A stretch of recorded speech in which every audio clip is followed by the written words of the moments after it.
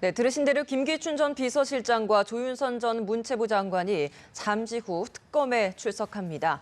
블랙리스트 의혹 핵심 인물의 구속 수사로 특검 수사가 탄력을 얻는 모양새입니다. 네, 이 내용을 포함한 정치권 이슈 살펴보겠습니다. 현경병 성균관대 초빙 교수, 또 최창렬 용인대 교수 나오셨습니다. 어서 오십시오. 네, 안녕하세요. 네, 저희가 리포트로도 앞서 전해드렸습니다만 오늘 이제 조윤선 전 장관 그리고 김기춘 전 비서실장이 소환됩니다. 조 전 장관의 경우에는 어제 한번 소환됐고 오늘 재소환되는 거지만 김기춘 전 장관의 전 비서실장에는 오늘 처음이거든요.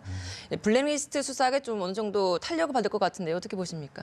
예, 지금 문학의 블랙리스트 의혹 사건에 대해서는 상당한 속도감을 보이고 있는 거죠. 예. 사실 그 김기춘 전 비서실장도 오늘 조사를 하게 됩니다만은 조윤선 전 장관이 더 우선이 될 수밖에 없어요. 예. 왜냐하면은 이번 박근혜 최순실 게이트의 이 연결고리가 순환형 연결고리 형태를 지니고 있습니다. 네. 그래서 조윤선 장관이 지시했다는 증거를 먼저 받아서 움직였다는 증거를 확보해야 그다음에 김기춘 전 실장으로 거슬러 올라갈 수 있거든요. 예. 그렇게 해서 진행합니다마는 첫 번째 소환 조사에서 특검이 이례적으로 굉장히 내용을 밝혀버렸어요. 뭐냐면은 아니 조윤선 장관이 이제 본인이 김기춘 전 실장의 지시를 받아서 그대로 따라서 했다 이렇게 자백을 했다 뭐 이렇게 했고 조윤선 장관은 곧바로 조금 지나서 부정을 했습니다마는 일정한 예. 진도가 있었던 걸로 보입니다. 네.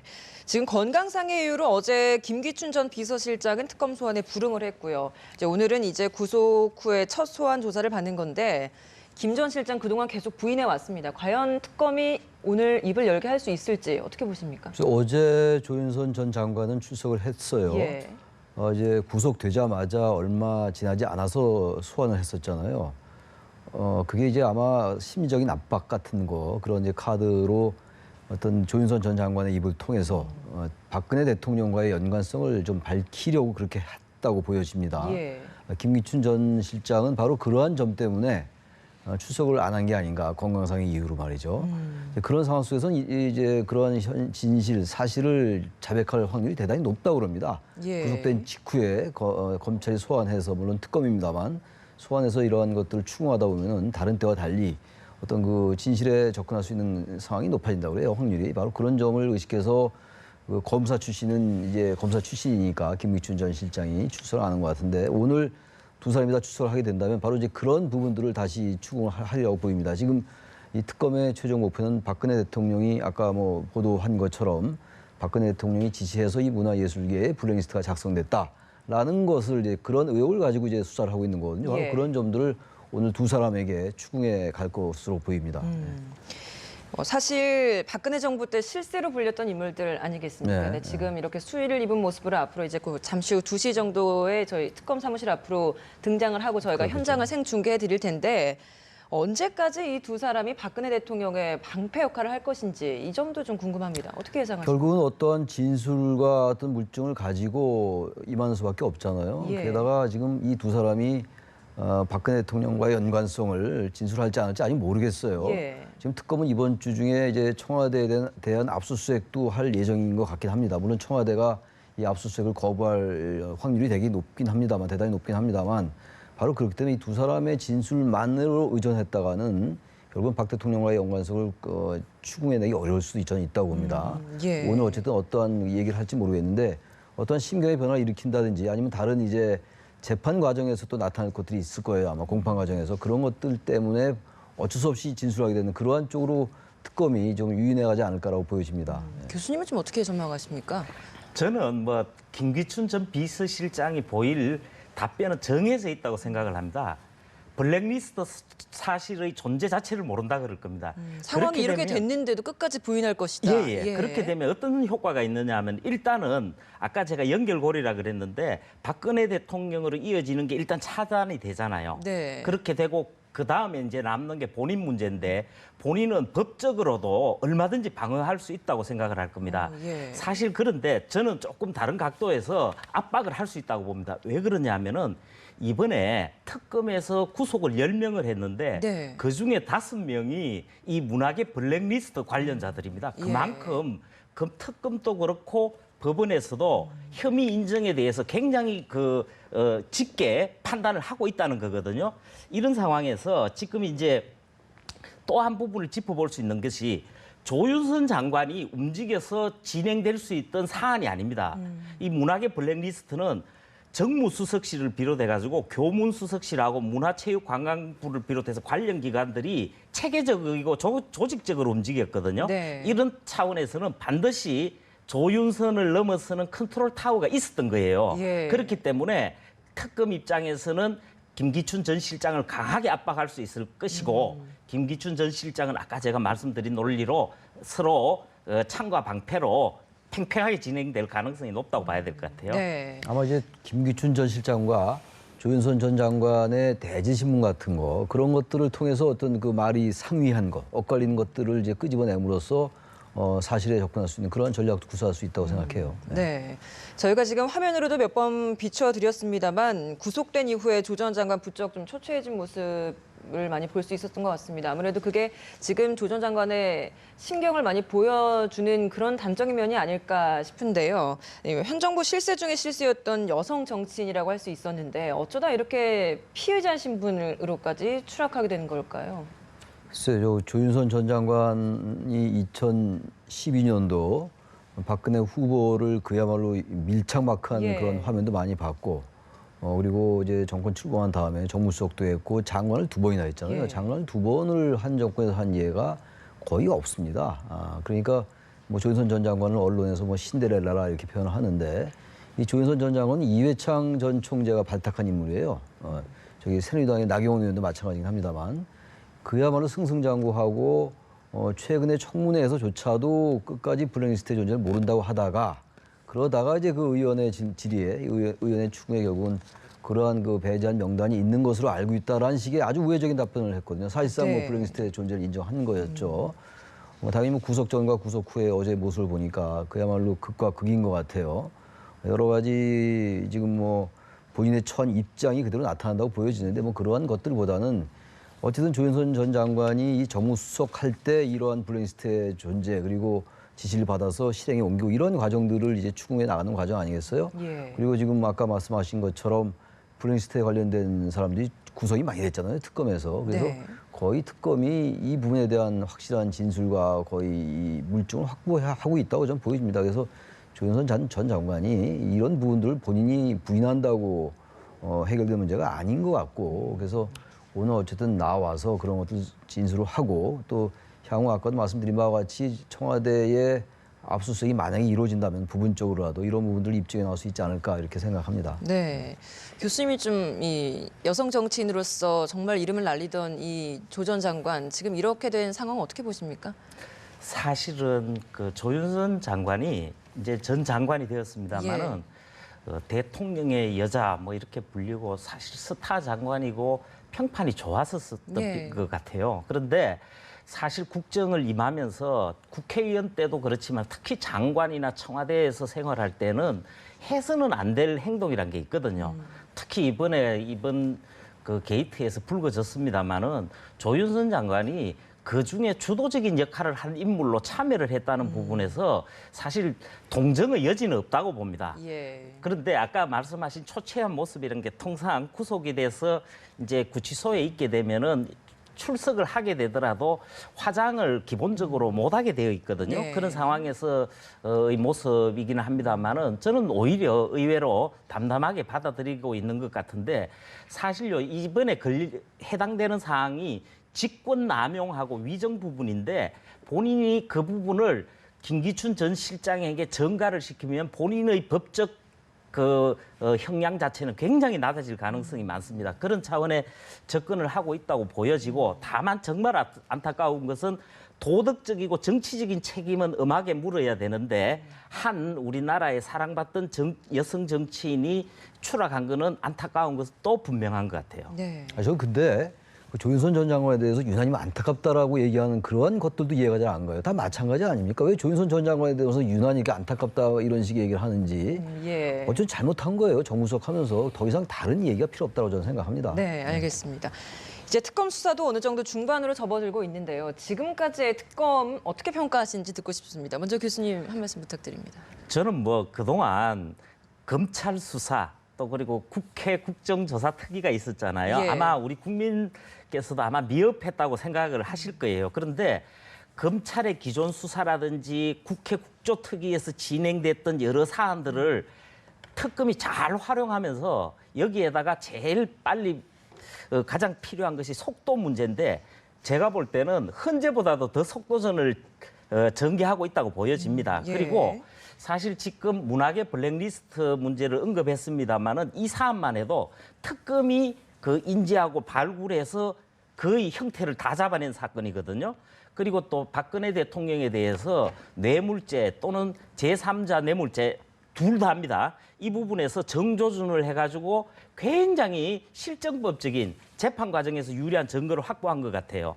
그리고 빼놓을 수 없는 부분이 하나가 있는데 이번에 특검이 굉장히 유력한 증거를 많이 확보했다는 부분은 주목해야 됩니다. 왜 그러냐면은 안종범 전 수석의 그 업무 수첩이 있잖아요. 그게 17권짜리거든요. 30쪽씩 해가지고 그러니까 한 예. 510쪽이 되니까 방대하잖아요.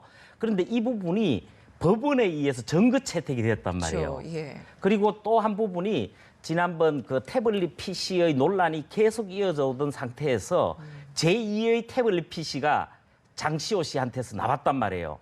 이제 그래서 최순실 씨나 그 쪽에서 그런 변론을 근원적으로 반박할 조작이다, 뭐 아니면 음모다 이런 할 것도 봉쇄를 하면서 실질법적인 부분을 확보했다.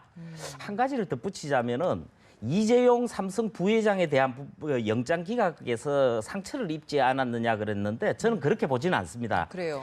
그 영장 판사가 말한 대로 세 가지를 지적했거든요. 크게 보자면은 필요성, 증거인멸에는 도저히 우려가 없단 말이에요. 그다음에 상당성이란 게 요즘 국내적으로 경제가 중요한데 삼성이란 비중도 그래도 감안해야 되지 않느냐.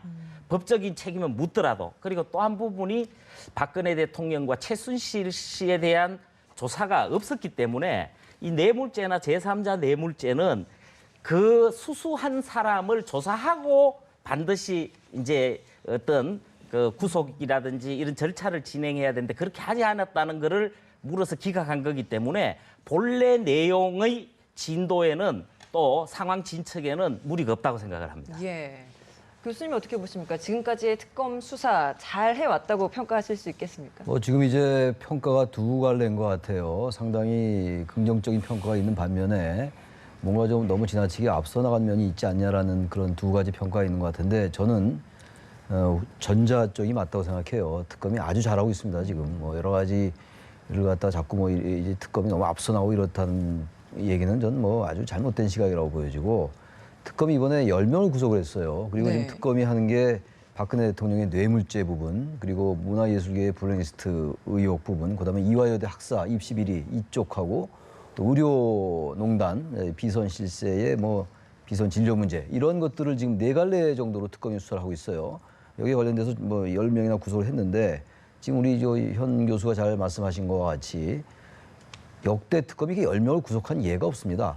역대 특검이 11번 있었는데 특검이 처음엔 굉장히 이제 그 성과를 올리는 것 같다가 시간이 좀 지나면 끝이 이제 용두사미로 끝나고 이런 경우가 굉장히 많았거든요. 네. 그거에 비해서 이번 물론 이런 이 박근혜 최순실 게이트의 성격 자체가 뭐 역대 특검들이 이제 담당했던 그러한 사건 자체와도 다르기도 합니다만 예. 이번 특검은 어쨌든 결국 이재용 삼성 부회장에까지 영장을 청구하는 그러한 성과도 보였고 뭐 지금 재청구할 가능성도 있다고 보여지는데 아무튼 지금 특검이 탄핵과 관련해가지고 탄핵 심판과 관련해가지고 상당히 잘 행보를 하고 있다고 보여집니다. 네.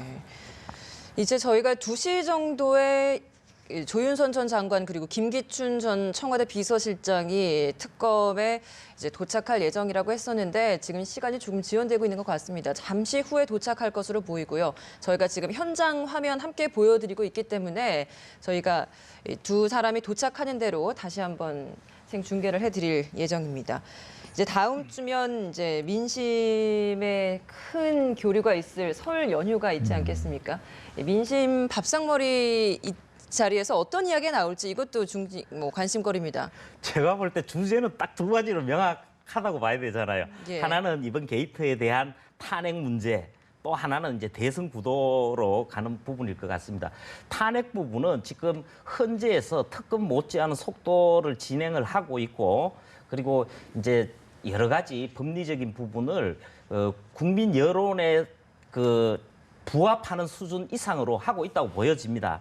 그런데 이제 그 실체적인 내용에 대해서 국민들이 더 알아야 될 부분에 대한 것들은 계속해서 나오고 있기 때문에 그런 부분을 놓고 이런저런 이야기가 오고 가겠죠. 그런데 아마도 결국 가면은 결국 끝은 대선 문제가 될 겁니다.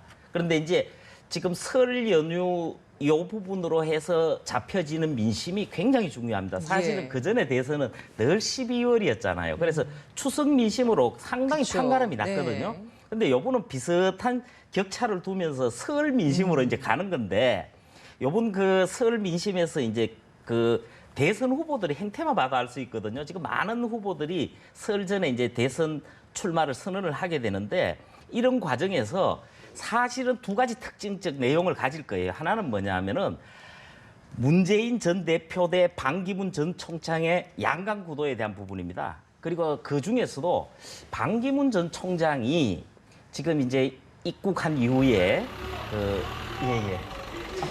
네, 지금 말씀드리는 순간, 네, 이 시각 특검 사무실 앞에 호송차가 도착했습니다. 이곳에서 이제 김기춘 전 청와대 비서실장 그리고 조윤선 전 문체부 장관이 내릴 것으로 보입니다. 그 현장 함께 보시겠습니다.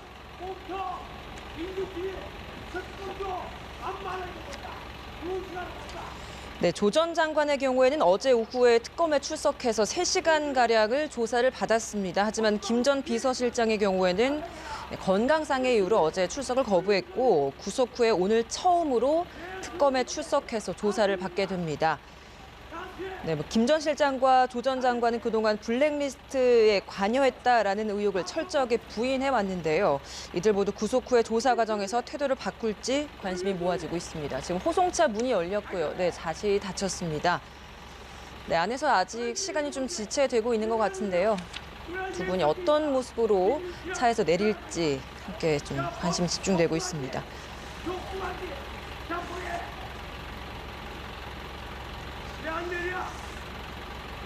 네, 블랙리스트에 관여한 혐의로 오늘 이제 이 두 사람이 구속이 됐던 사람이 함께 이 출석이 되는 건데 21일에 동시에 서울구치소에 구속 수감된 이후 처음으로 나란히 이렇게 특검 사무실 포토라인에 좀 서지 않을까 싶습니다. 오늘 과연 어떤 얘기가 나올 것이라 보시는지 좀 다시 한번 좀 짚어볼까요?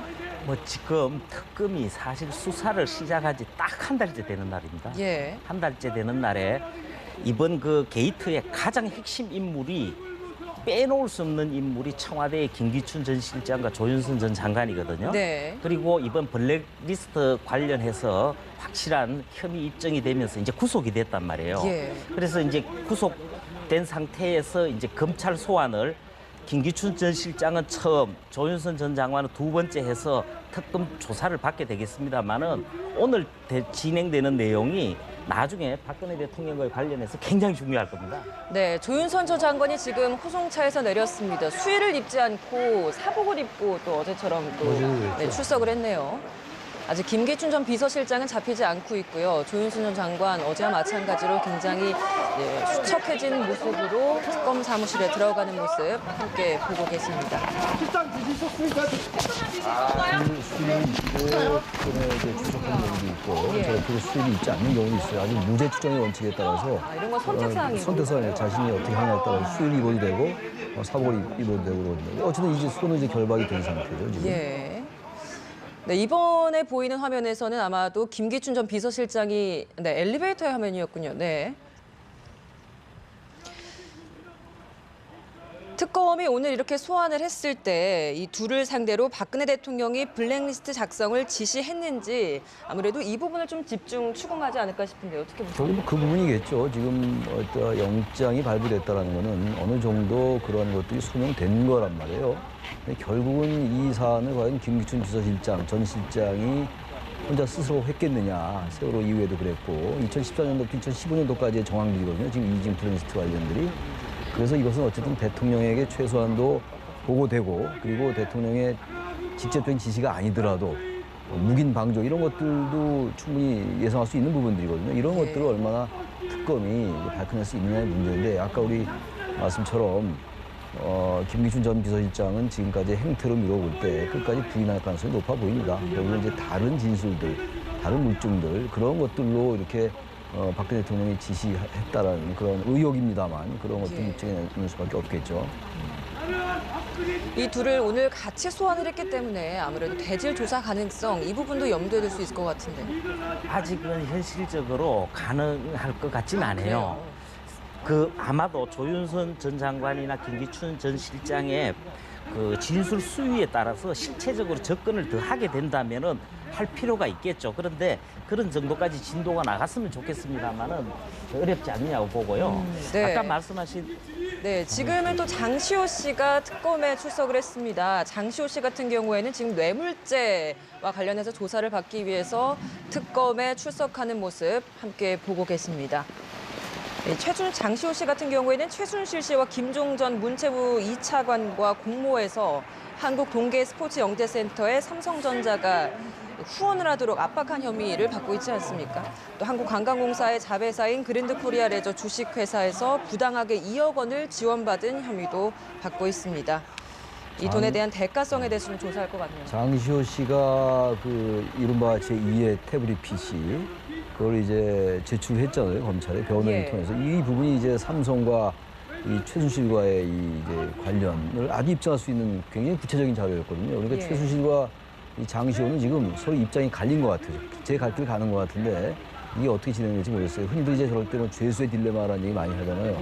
각 이제 따로 별도로 갇혀있는 상태에서 어떻게 진술하는 것이 각자에게 유리한 것이냐, 모두에게 불리한 것이냐 이런 것들인데 지금 전반적으로 이 지금 피의자들, 혐의자들에게 그러한 현상은 공통적으로 나타나는 것 같아요.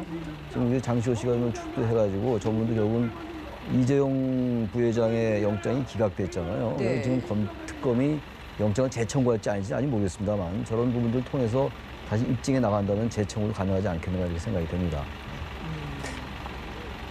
장시호 씨 같은 경우는요, 그 안종범 수석의 상황을 우리가 확인된 상황을 주시할 필요가 있습니다. 뭐냐 하면은 안종범 전 수석이 고민을 하고 있던 차에 변호인이 역사 앞에 국민을 위해서 진실을 말하라고 설득을 했고 그걸 받아들여서 지금 상황에 와 있는 거거든요. 네. 장시호 씨도 다분히 그런 상황이 많습니다.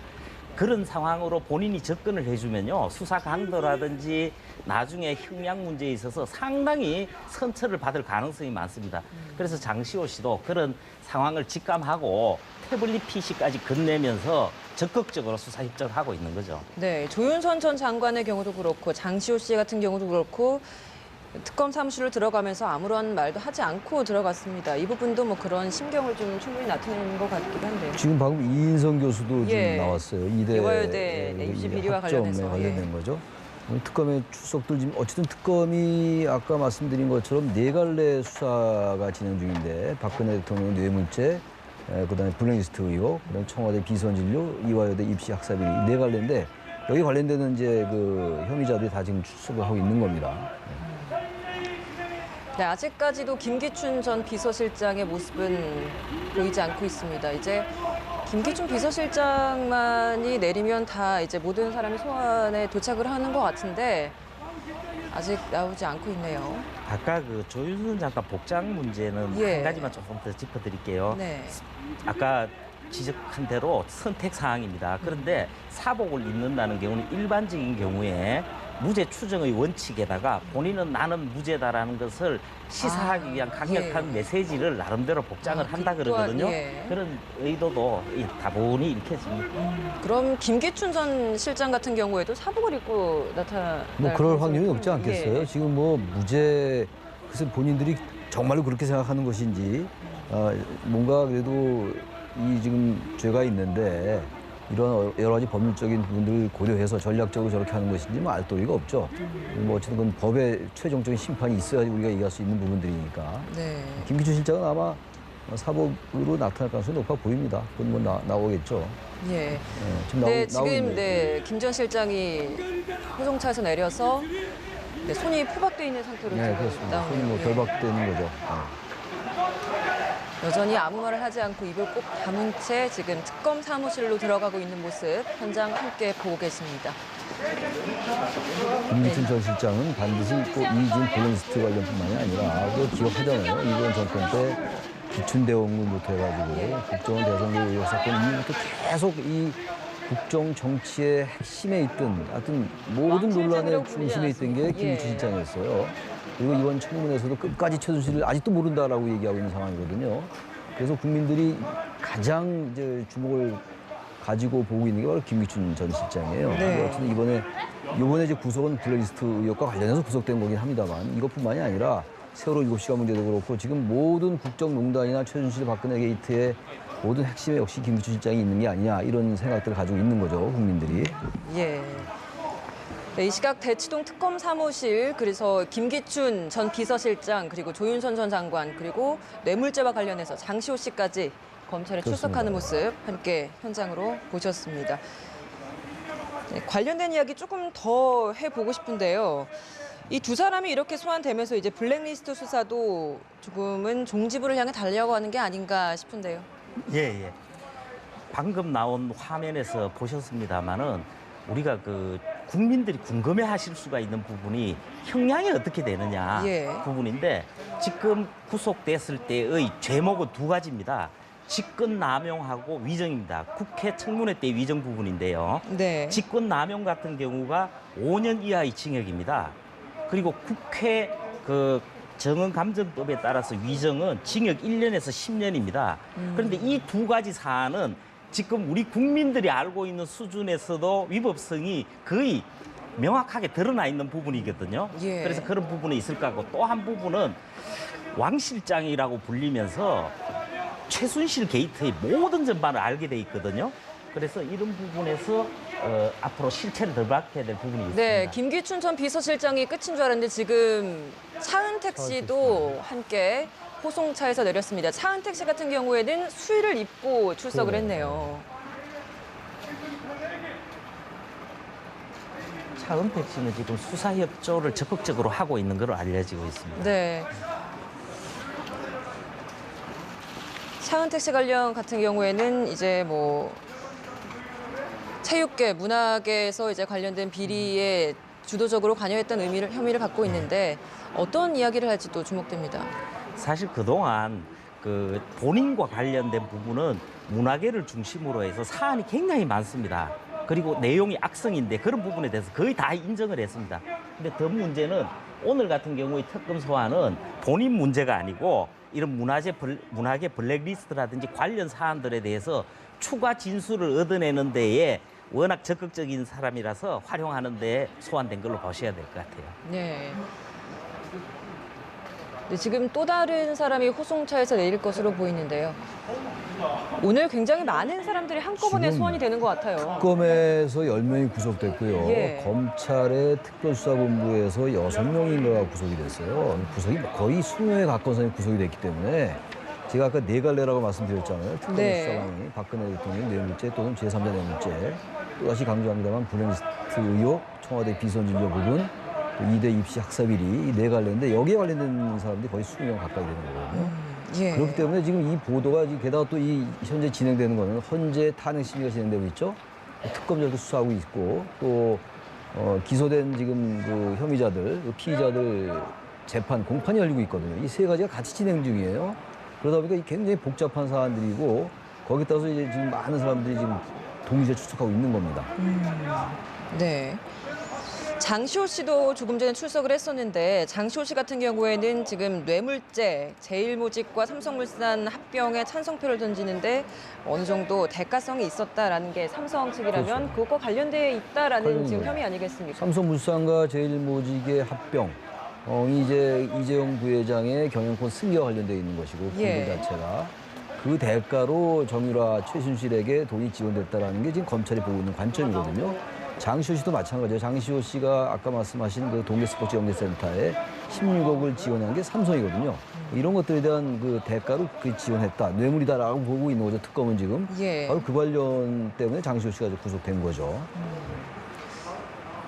예, 지금 그 관련자들이 뭐 속속 지금 호송차에서 내리면서 특검 수사를 받으러 들어가고 있습니다. 네, 그런데 이번에는 남궁군 이대 교수가 출석하는 모습입니다. 역시 예. 수의를 입고 출석하고 있습니다. 예, 정유라 입학 비리 및 학사 부정 문제들을 예. 둘러싼 의혹 관련자들인데요. 여기 지금 구속된 사람들만 해도 많습니다만은 앞으로도 최경희 전 이대 총장을 비롯해서 다수가 있습니다. 그런 부분에서 또 진행 상황이 남아 있고요. 박근혜 대통령의 뇌물죄 입증을 위해서 지금 삼성과 또 미르 K스포츠 재단을 둘러싼 관련자들이 부분적으로 구속이 되었습니다만은 지금 조사와 함께 향후에도 가속도를 붙여서 진행될 것 같습니다. 예. 사실 이재용 부회장의 영장 신청이 기각되자마자 그 삼성전자 전무를 바로 소환을 했거든요. 이 황 전무 같은 분은 승마협회 그 부회장이기도 합니다. 그래서 지금 이 정유라 관련해서 계속 의혹을 입증해야 될 내용에 대해서 진행할 것 같고, 지금 또 다른 부분들에서 문화재 블랙리스트 같은 경우는 김기춘, 조윤선 두 사람이 핵심적인 관련자고, 다른 부분들은 보완 차원에서 진행될 것 같습니다. 네. 조금 전에 남궁공 전 이대 교수가 특검에 출석하는 모습 함께 보셨는데요. 이렇게 이대 입학 비리와 관련된 사람들이 속속 출석을 하고 검찰의 조사를 받고 또 구속, 기소까지 되는 네. 상황인데 정작 정유라 씨는 국내 송환마저도 안 되고 있는 것 같습니다. 송환이 안 되고 있어요. 지금 계속 좀 늦어질 것 같긴 한데 예. 아무튼 자진 귀국이 가능하다라는 초반에 예상이 있었는데 그렇지 않고 예. 거기서 어쨌든 뭐 귀국 안 하려 하는 것 같아요. 정유라 씨가 설령 귀국하지 않더라도 상당 부분 입증할 수 있다고 보여집니다. 그런데 어쨌든 정유라의 입을 통해서, 진술을 통해서 입증할 수 있는 부분들이 많죠. 지금 최순실에 관련된 것들이고 삼성이 지금 최 씨 모녀에게 지원된 것들을 의외로 정유라 씨가 상당히 소상히 알고 있을 가능성이 높거든요. 그래서 정유라가 빨리 귀국을 해야지 저런 것들이 분명히 밝힐 수 있을 것 같은데 네. 생각보다 좀 늦어질 것 같긴 합니다. 네.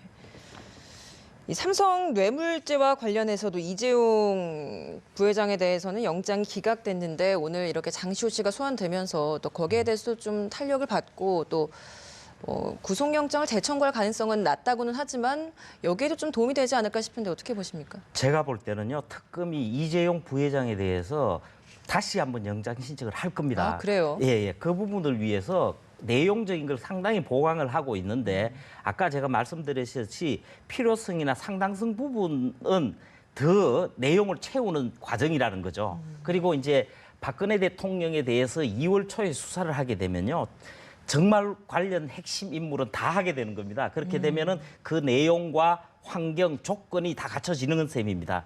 그리고 정유라 부분이 말이 나오니까 그런데 이 정유라 씨는 그 주변에 변호인단의 조력을 받고 있다는 걸 명확하게 인식하고 접근하셔야 됩니다. 네. 그리고 특검이 2월 28일까지 수사하게 되면 종료하게 된다는 사실 너무나 잘 알고 있는 상황에서 예. 지금 오늘이나 이번 주 해서 그 덴마크 검찰이 설령 강제 기한 조치 결정을 내린다 하더라도 법원에 곧바로 소를 제기할 수 있기 때문에 그 소를 제기하게 되면은 뭐 1년 정도는 기본으로 가게 될 거라서 그 지금 특검 수사에서는 빗겨나게 되는 상황이 오기는 합니다. 그렇지만 방금 전에 지적하셨던 것처럼 많은 실정적인 자료들을 또 확보했고 관련자들의 진술도 확보된 상황이기 때문에 사법 처리에서는 그다지 문제가 없고, 저는 오히려 특검이 덴마크 검찰이나 그 외교 당국 또 관련 기관과 공조를 보다 강화해서 현지 수사라든지 대질 신문이라든지 여러 가지 강도 높게 진행하는 접근도 한번 시도해 봤으면 하는 바람은 있어요. 예. 지금 이제 그 이재용 부회장의 영장 청구가 왜 쉽지가 않냐면 제가 봐도 지금 특검은 굉장히 강한 의지를 가지고 있는 것 같아요. 황선수 전무 지금 뭐 참고인으로 이렇게 소환하고 이런 걸로 예. 봐서는. 근데 일단 기본적으로 영장 실질 그 심사를 하는 판사가 청구를 해야 되는 거잖아요, 지금. 근데 지금 현재 그 조희연 판사가 이 영장을 기각했어요. 어제 송창호 판사가 이 김기춘, 조윤선 씨의 이 영장은 발부를 했는데 2월 달에 아마 법원 인사가 있을 겁니다, 아마 특검이 그런 것들도 같이 고려해서 영장 청구 여부를 결정할 것 같아요. 만약에 네. 이번에 또 재청구해가지고 또 기각된다면은 특검은 뭐 탄력을 잃을 정도가 아니라 지금 아까 제가 말씀드린 것처럼 특검의 수사가 무리한 거 아니냐라는 뭐 지금 이 전반적인 이 상황을 아까 뭐 촛불 집회와 맞불 집회도 매주 열리고 있잖아요. 이렇게 서로 예. 대척되는 이 진영 논리 같은 것들도 작동되고 있는 거기 때문에 상당히 신중해야 할 거고 아마 그러한 그 법원 내부의 문제도 고려하리라고 보이는 것이고 또 하나 중요한 게 이번 주에 이제 압수수색을 한다고 하는데 청와대가 대통령 청와대 측에서는 청와대에 대한 압수수색을 특검이 한다고 하는데 청와대가 거부할 가능성이 대단히 높아요. 그래서 지금 상당히 특검이 잘 계획대로 해 나가고 있습니다만 마지막 단계에서 여러 가지 난관에 봉착할 가능성은 좀 있어 보이기도 합니다. 네, 근데 사실 이게 구속영장이라는 게 뭐 구속을 하지 않는다라는 이런 의미지 무죄다, 유죄다 이런 걸 판결하는 건 아니지 않습니까? 아, 그럼요. 예. 이재용 부회장에 대한 기소는 100% 확실하다고 예. 생각하시면 됩니다. 네. 그리고 혐의 내용이 3가지입니다. 그런데 이 3가지 다가 형량도 높을 뿐더러 지금 정황된 그 특검 입장에서는 명확한 증거가 많다고 보는 거죠.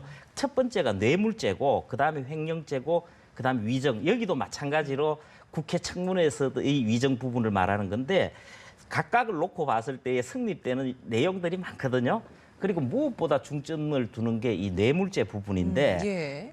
그러니까 뭐 우리가 충분히 알고 있는 대로 삼성물산과 제일모직 합병 당시에서 전후에서 대가성과 청탁이 오고 갔다는 거거든요. 그 시기가 2015년 7월 17일에 이제 합병이 되는데 예. 그 전후로 해서 그런 정황을 이룰 수 있는 증거들은 뭐 충분히 한 것 같아요. 네, 알겠습니다. 네, 마지막에 이제 최순실 씨에 대해서 체포영장을 청구할 예정이다라는 이야기까지 들었었는데요. 오늘 뭐 체포영장에 응하게 될지 어떻게 보십니까? 당연히 응하지 않겠죠. 그리고 그렇게 응하지 않겠다고 입장 표명을 한 것으로 확인됩니다. 그런데 그렇게 되면은 자동적으로 강제 구인 절차가 진행이 됩니다. 나는 스스로 원해서 가서 조사받지 않을 테니까 끌어가서 하라는 거예요. 예. 그래서 특검에서는 당연히 강제 구인 조사를 진행할 것이고 그렇게 해서 이제 수사를 진행하겠습니다만은 답변 내용은 뭐 뻔한 수준에서 뻔한 방향으로 짐작하셔도 될 것 같습니다. 또 모른다, 기억나지 않는다. 심지어 그랬지 않습니까? 어제 일도 기억 안 난다 그랬다가 오늘 일도 기억 안 난다 그랬잖아요. 그런 식의 그 답변이 계속 반복될 것이고 본인은요 몇 가지 이런 생각을 하는 것 같아요. 전 크게 2가지로는 정리할 수 있습니다. 하나는 뭐냐면은 나중에 반전이 일어나고 태블릿 PC를 부정하게 되면서 이 사건 전반 자체가 조작되고 자신에 대한 음모다라는 입장을 증명하고 그런 여론의 힘도 받을 수 있다는 생각을 하는 게 있어요. 보면. 예. 그리고 또 한 부분이 모른다고 할수록 안다는 것보다 법 적용을 적게 받아서 형량이 낮아진다고 보는 거거든요. 그런데 제가 볼 때 2가지 다 아닙니다. 교수님 어떻게 보십니까? 오늘 최순실 씨 체포영장에 응할지 만약에 응하지 응해서 않을 것 온다고 같고 해도 뭐 어떤 얘기를 할지. 안 올 수는 없을 거고 와가지고 지금 아까도 화면에 나오잖아요. 묵비권을 시사한다 이렇게 얘기를 하고 있는데 뭐 대답 안 할 가능성이 높죠. 그리고 지금 이 최순실 씨는 일반의 우리의 인식 속에 있는 것 같지가 않아요. 지금 모든 것을 부인하고 있잖아요. 태블릿 PC의 존재조차도 아직도 부인하고 있고 태블릿 PC는 검찰에서도 그리고 특검에서도 과학적으로도 모든 게 입증됐는데 그것이 최순실 씨의 존재라는 것이 게다가 그 녹취 파일도 나왔잖아요. 그 태블릿 PC를 어떻게 모른다고 얘기해라 이런 것들이 이미 공개가 됐잖아요. 청문회에서도. 그럼에도 불구하고 아직도 이 지금 최순실 씨가 여러 가지를 다 부인하고 있기 때문에 지금 아까 말씀처럼 이렇게 하는 것이 최종적으로 자신한테 이른바 법리적으로 볼 때 유리하다라는 판단을 하는 것 같아요. 아마 오늘도 그렇게 계속 부인할 겁니다. 아니면 대답을 하지 않든가 둘 중에 하나가 되겠죠. 네. 조윤선 전 장관과 김기춘 전 청와대 비서실장이 구속된 이후에 처음으로 둘이 나란히 특검 사무실로 출석을 했습니다. 화면을 보니까 표정이 굉장히 어두웠었는데 적잖이 충격을 받은 것 같아요. 두 사람 심경이 어떨까요, 지금? 저는요 이 사건 관련자들을 보면은 몇 가지 특징인데 가장 먼저 꼽고 싶은 부분이 법적 대응에만 골몰한다는 거예요. 특히 지금 말씀하신 이 두 구속된 김기춘 전 실장이나 조윤선 전 장관 같은 경우 두 분 다 변호사 출신이거든요. 예. 그래서 오로지 법적 대응에 충실한 것 같아요. 사실 우리 국민들의 분노나 좌절감이나 기대감이라는 거는 도덕적 문제 해결, 접근 방법 이걸 원하는 거 아니에요? 예. 그다음에 특히 정치인으로서의 접근. 근데 그런 부분은 생각하지 않는 것 같고 오로지 법적, 사법적인 부분에 대응하고 있습니다만은 지금 그래도 특검이 워낙 밝혀놓은 게 많기 때문에 우선은 조윤선 전 장관이 지난번 자백했던 내용의 연장선상을 이어가면서 특검 수사에 협조하는 가닥을 잡아내는 게 가장 중요할 것 같아요. 네. 교수님 이 둘 심경 오늘 어땠을까요? 글쎄요, 뭐 저 사람들의 심경이 어떤지 제가 알 길이 없습니다만, 뭐 김기춘이나 조윤선 이 두 사람은 뭐 김기춘 실장은 과거 유신 때부터 유신 헌법도 초안을 잡았던 사람이고, 유신 정권 때는 또 중앙정보부의 대공수사국장도 했었고, 그리고 지난번에 92년도인가요? 초원 복국집 사건에는 법무장관 직후에 우리가 남이가에서 또 유명했던 그런 사람이에요. 김기춘 전 실장은. 조윤선 전 장관은 뭐 아까 충분히 말씀을 했습니다만, 이 정권 들어서 그야말로 승승장구하고 한 정권에서 장관을 2번이나 했던 그런 사람들이기 때문에 결국 아직은 뭐 화면에 수위를 입지 않았습니다만 구치소에서는 수위를 입는 거거든요. 예. 이제 구속된 지 한 이틀 됐지 않습니까?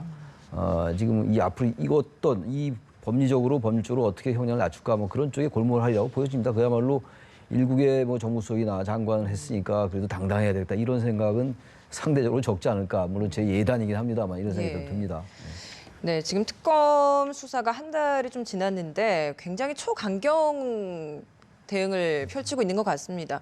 앞으로의 특검 수사 방향은 어떻게 좀 전망하고 계십니까? 특검이요. 1월 20일 날부터 수사에 들어갑니다. 그래서 이제 한 달 딱 지났잖아요. 근데 이제 2월 28일까지 기본적으로 종결을 하게 돼 있습니다. 그 이후에 30일을 연장할 수 있는데 황교안 대통령 권한 대행의 승인이 필요합니다. 그러니까요. 그러니까 그 전에 다 마무리를 지으려고 그러는데 네. 사실 우리 그 법 쪽에서 특히 그런 부분을 많이 지적하시던데 지금 수사 속도가 하도 빨라가지고 지금 1월 중하순을 넘어가는 지금 상황에서요. 이미 어떻게 보면은 박근혜 대통령을 뺀 나머지 모든 사건 관련자에 대한 수사를 기본 틀에서는 다 해놓은 셈이에요. 그리고 이제는 아까 예를 들면 이런 식으로 진행되는 것 같아요. 뇌물죄 입증을 위해서 삼성 부분에 집중적으로 파고드는데 이게 이재용 부회장에 대한 구속영장이 기각되니까 곧바로 그 부분도 진행하지만은 인력을 다른 각도로 가동을 해가지고 롯데라든지 SK, CJ 이런 부분에서 특히 SK 같은 경우는 이런 대가성이나 청탁관계 입증이 상당히 드러나 있는 상황입니다.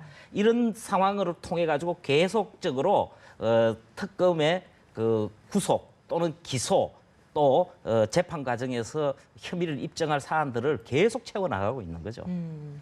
지금 특검 수사가 굉장히 빠르게 진행되고 있는 상황이다 보니까 여기에 수사와 맞물려 있는 게 또 아무래도 헌재 심판 그렇죠, 결과 아니겠습니까? 헌재죠. 네. 좀 빨리 결과가 나올 것 같다라는 전망도 있어요. 헌재야말로 빨리 진행을 할 거예요. 예. 지금 변론기를 일주일에 3번씩 계속 하고 있잖아요. 지금 오늘 22일이고 25일, 27일 날 또 변론기를 잡는다는 거예요. 그렇다면 지금 이 특검에서 상당한 부분이 나와 있고 게다가 지금 헌재에서 엊그저께 그 이재용 부회장의 그 영장이 기각되면서 형사법상의 뇌물죄 이 부분을 좀 빼고 헌법 위반 쪽으로 집중하자라는 게 헌재 입장이고 지금 국회 탄핵소추위원단도 그쪽으로 방향을 바꾸고 있어요. 예. 그러니까 사실상의 권력 관계다. 이 권성동 법사위원장이 그렇게 얘기를 하고 있어요 지금. 네. 그쪽으로 간다면 지금 나타나고 있는 여러 사실들은 중대한 헌법 또는 법률 위배했을 때 탄핵이 되는 건데 그러니까 대통령에서 파면되는 거거든요. 네, 알겠습니다. 그래서 굉장히 빨리 진행될 것 같아요. 오늘 이렇게 두 사람을 소환해서 조사를 하는 게 결국엔 그 칼끝이 대통령 대면 조사로까지 이어지는 그 부분 아니겠습니까? 이 가능성에 대해서도 특검 수사에서 꼭 필요하다라고 이야기를 했습니다. 어떻게 보십니까? 예, 당연히 필요한 수순이고요. 이미 특검에서 박근혜 대통령에게 2월 초까지 대질신문을 조사를 하게 해달라 통보를 한 걸로 알고 있습니다. 그리고 그 부분에 대해서는 지금 현재로서 확인된 바는 없어요. 그런데 한 번은 꼭 갈 거로 봐야 됩니다. 오히려 쟁점은 장소나 뭐 어떤 시간 이런 문제가 될 것으로 봐야 될 것 같고요. 지금 방금 화면에도 나왔습니다만은 검찰에서 지금 계속 브리핑을 하고 있잖아요. 네. 사실 일반적인 민형사 사건이나 검찰에서는 수사 진행에서는 어떤 말도 하면 안 되거든요. 우리 오히려 안 좋은 것이 언론을 통해서 나오는 것이 검찰에서 흘린다 그러잖아요. 네. 그게 피의사실 공표란 말이에요. 그게 명백한 형법 위반입니다. 그런데 이 특검의 경우에는 이번에 11번째인데 특검법에 국민의 알 권리를 위해서 필요하기 때문에 브리핑을 하도록 되어 있고 굉장히 성실하게 답변을 하고 있는데 그 오늘 또 진행 상황이나 또 이 사건의 대통령과의 그 대질신문 부분도 상당히 우리가 흐름을 알 수 있었잖아요. 예.